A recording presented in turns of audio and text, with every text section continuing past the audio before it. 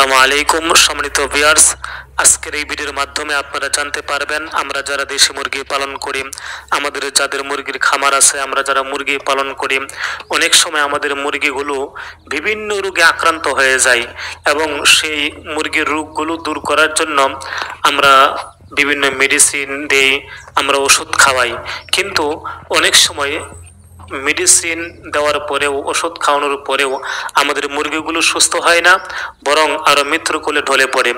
তো আজকের এই ভিডিওর মাধ্যমে আপনারা জানতে পারবেন কি কারণে ওষুধ দেওয়ার পরেও মেডিসিন খাওয়ানোর পরেও আপনাদের মুরগিগুলো সুস্থ হয় না, বরং মৃত্যুর কোলে ঢলে পড়ে।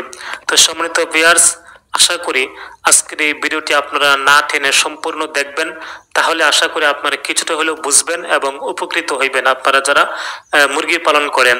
তো সম্মানিত ভিউয়ার্স, আমরা মোটামুটি সবাই জানি প্রতিটি রোগের তিনটি স্তর হয়, প্রথম স্তর, দ্বিতীয় স্তর, তৃতীয় স্তর। অর্থাৎ সাধারণ রোগ সাধারণের তুলনায় কিছুটা বেশি, এর চেয়ে আরো বেশি। ঠিক তেমনি ভাবে ওষুধের ক্ষেত্রেও তিনটি স্তর হয়: নর্মাল ওষুধ, নর্মাল অ্যান্টিবায়োটিক, হাই অ্যান্টিবায়োটিক। তো আমরা যদি এখন আমাদের মুরগিগুলো যদি সাধারণ কোনো অসুস্থ হয়, এখন যদি আমরা হাই অ্যান্টিবায়োটিক ওষুধ বাজার থেকে এনে খাওয়ায় ফেলি, তাদেরকে দেই, তাহলে কিন্তু মুরগি সুস্থ হবে দূরের কথা, আরো বেশি অসুস্থ হয়ে যাবে, এমনকি মৃত্যুর কোলে ঢলে পড়তে পারে। এজন্য আপনাদের মুরগিগুলো যদি সাধারণ কোনো রোগ হয়, আর মোট কথা হলো আপনারা প্রথমেই হাই অ্যান্টিবায়োটিক খাওয়াইবেন না, প্রথমে আপনারা সাধারণ ওষুধগুলো আপনারা খাওয়াইবেন, খাওয়ানোর পর যদি ভালো না হয় তখন অ্যান্টিবায়োটিক খাওয়াইবেন, হাই অ্যান্টিবায়োটিক খাওয়াইবেন। হাই অ্যান্টিবায়োটিক খাওয়াইলে কিন্তু মুরগির ক্ষতি হয়।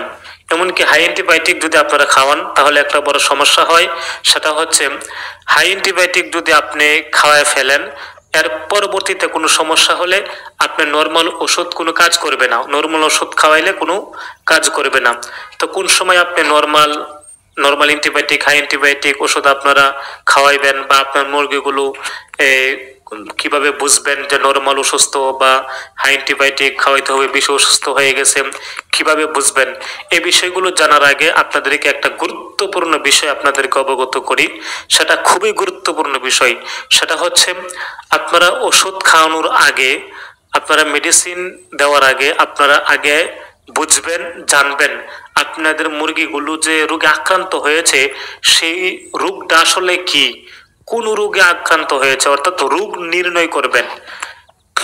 আপনাদের মুরগিগুলো যে রোগে আক্রান্ত হয়েছে সেই রোগটাকে আপনি আগে নির্ণয় করবেন। এখন যদি আপনি রোগ নির্ণয় না করে অসুস্থ হয়েছে এক, আপনি যদি আরেক ওষুধ আনেন আরেকটা, তাহলে তো সমস্যা।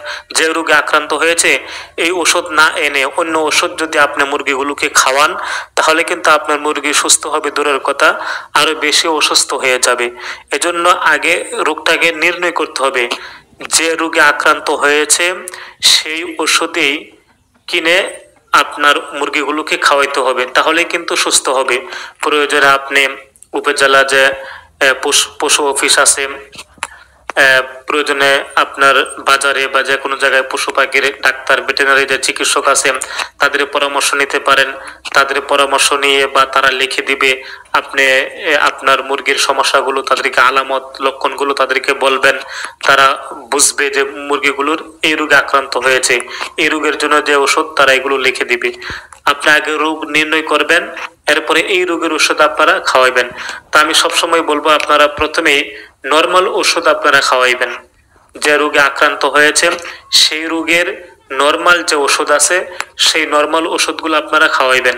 যদি দেখেন নর্মাল ওষুধ খাওয়ানো চলাকালীন, ডোজ চলাকালীন মুরগিগুলো স্বাভাবিক হচ্ছে, খাবার খাচ্ছে, পানি খাচ্ছে, চলাফেরা করছে, স্বাভাবিক হয়ে যাচ্ছে, তাহলে নর্মাল ডোজ আপনারা কমপ্লিট করে দিবেন। আবার অর্ধেক করবেন না, নর্মাল যে ডোজ আছে 3 দিন 2 দিনের, আপনারা নর্মাল ডোজ কমপ্লিট করে দিবেন।